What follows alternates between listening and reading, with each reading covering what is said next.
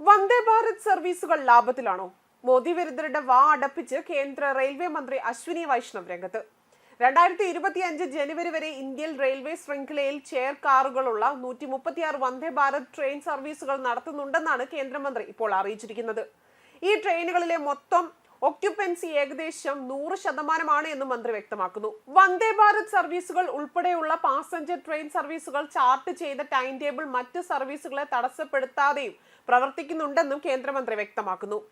2024-25 സാമ്പത്തിക വർഷത്തിൽ ഏകദേശം 2.14 കോടി യാത്രികർ വന്ദേ ഭാരതിൽ യാത്ര ചെയ്തിട്ടുണ്ട് എന്നും ഈ കാലയളവിൽ മൊത്തം ഒക്യുപ്പൻസി 100% എന്നും മന്ത്രി അറിയിച്ചു. യാത്രക്കാർക്ക് മികച്ച അനുഭവവും മെച്ചപ്പെട്ട സുരക്ഷയും നൽകുന്നതിനായാണ് വന്ദേ ഭാരത് സേവനങ്ങൾ അവതരിപ്പിച്ചതും. ചെയർകാർ മാതൃകയിൽ പുറത്തിറങ്ങിയ ട്രെയിൻ ഹിറ്റായതോടെ തന്നെ സ്ലീപ്പർ കോച്ചുകൾ നിർമ്മിക്കുവാനും റെയിൽവേ പദ്ധതിയിട്ടിരുന്നു. ഈ വർഷം ഡിസംബറോടെ തന്നെ ട്രെയിനുകളുടെ നിർമ്മാണം പൂർത്തിയാക്കുമെന്നാണ് റെയിൽവേ അറിയിച്ചിരിക്കുന്നത്.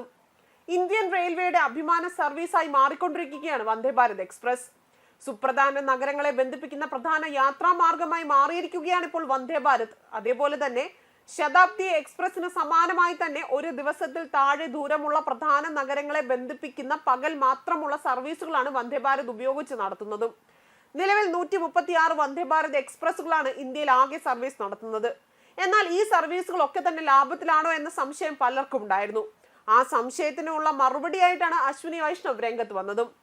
ഇത്തവണത്തെ കേന്ദ്ര ബഡ്ജറ്റിൽ കോളടിച്ചതാകട്ടെ ഇന്ത്യൻ റെയിൽവേക്ക് തന്നെയായിരുന്നു. ഏകദേശം 200 വന്ദേ ഭാരത് ട്രെയിനുകളുടെ നിർമ്മാണത്തിനാണ് കേന്ദ്ര ഭാഗത്തിൽ അംഗീകാരം നൽകിയതും. അതായത് കേന്ദ്ര സർക്കാർ ഇന്ത്യൻ റെയിൽവേക്കായി മാത്രം വകവരുത്തിയ തുകയെന്ന് പറയുന്നത് 2.52 ലക്ഷം കോടി രൂപയാണ്.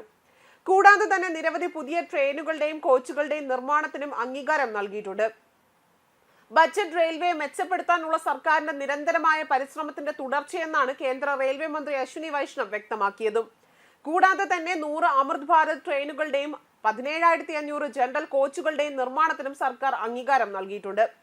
വന്ദേ ഭാരതുകളുടെയും അമൃത് ഭാരതുകളുടെയും നിർമ്മാണം 2-3 വർഷത്തിനുള്ളിൽ തന്നെ പൂർത്തിയാക്കുമെന്നും അശ്വിനി വൈഷ്ണവ് അറിയിച്ചതാണ്. 4-5 വർഷത്തിനുള്ളിൽ തന്നെ പൂർത്തിയാകുന്ന രീതിയിലായിരിക്കും മറ്റു പദ്ധതികളുടെ നിർമ്മാണങ്ങൾ നടത്തുക. പുതിയ ട്രെയിനുകളുടെ നിർമ്മാണം കൂടാതെ പുതിയ ലൈനുകൾ സ്ഥാപിക്കൽ, അതുപോലെ തന്നെ പാത ഇരട്ടിപ്പിക്കൽ, സ്റ്റേഷൻ പുനർവികസനം, മേൽപ്പാലം, അണ്ടർപാസുകൾ എന്നിവയും റെയിൽവേയുടെ പുതിയ പദ്ധതികൾ ഉൾപ്പെടുന്നുണ്ട്. അതേസമയം ആദ്യത്തെ വന്ദേ സ്ലീപ്പർ അന്തിമ ടെസ്റ്റിംഗിലാണ് എന്ന് മന്ത്രി വ്യക്തമാക്കിയിരുന്നു. 17,500 AC ജനറൽ കോച്ചുകളും നിർമ്മിക്കും.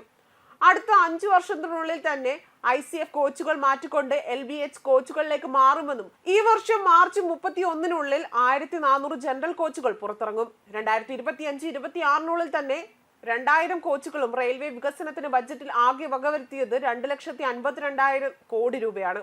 ഇന്ത്യൻ റെയിൽവേക്ക് 2,29,555.67 കോടിയും നാഷണൽ ഹൈസ്പീഡ് റെയിൽവേ കോർപ്പറേഷൻ ലിമിറ്റഡിന് 19,000 കോടിയുമാണ് അനുവദിച്ചത്. ന്യൂസ് ഡെസ്ക് കർമ്മ ന്യൂസ്.